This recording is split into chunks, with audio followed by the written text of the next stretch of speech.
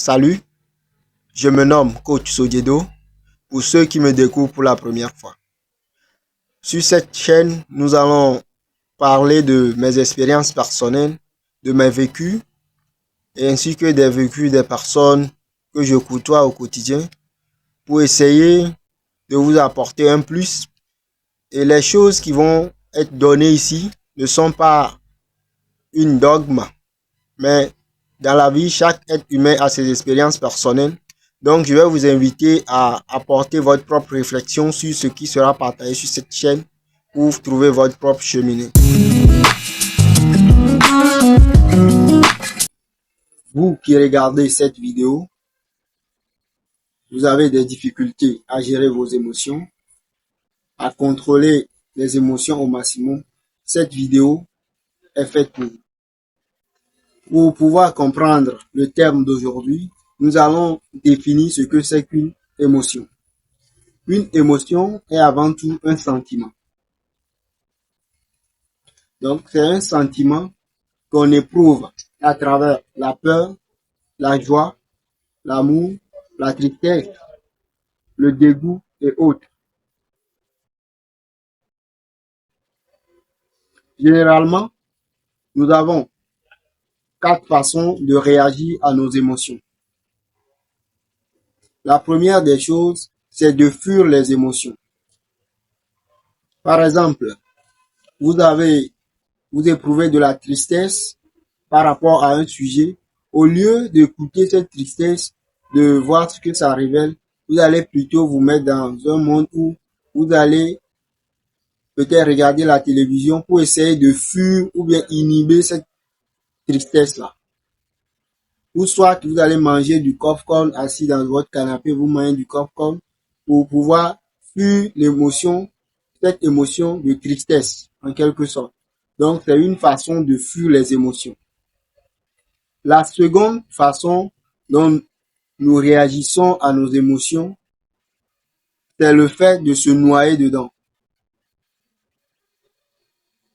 Quand je dis noyer dedans, c'est le fait de se placer dans une posture de victimisation, à tel point que vous avez besoin que le monde prenne soin de vous.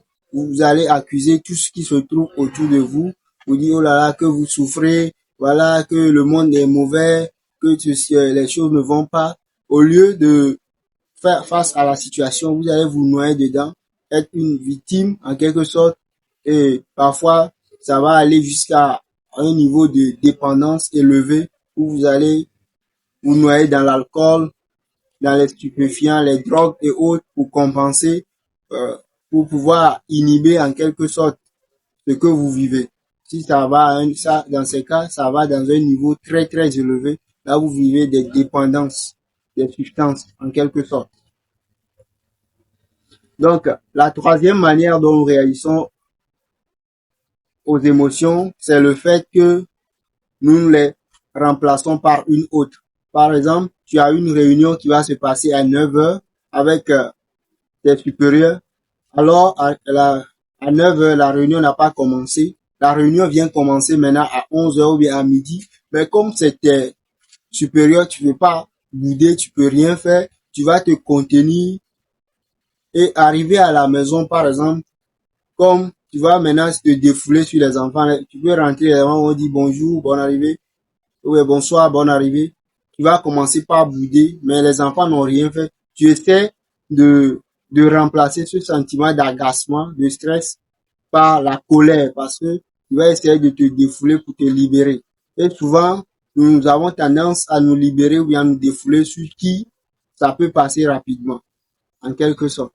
Donc, la quatrième manière maintenant que nous réagissons à nos émotions, qui est celle dont je vous conseille, c'est d'écouter les émotions, de les aimer, d'aller à l'intérieur des émotions pour comprendre ce que cette émotion révèle au niveau conscient et inconscient.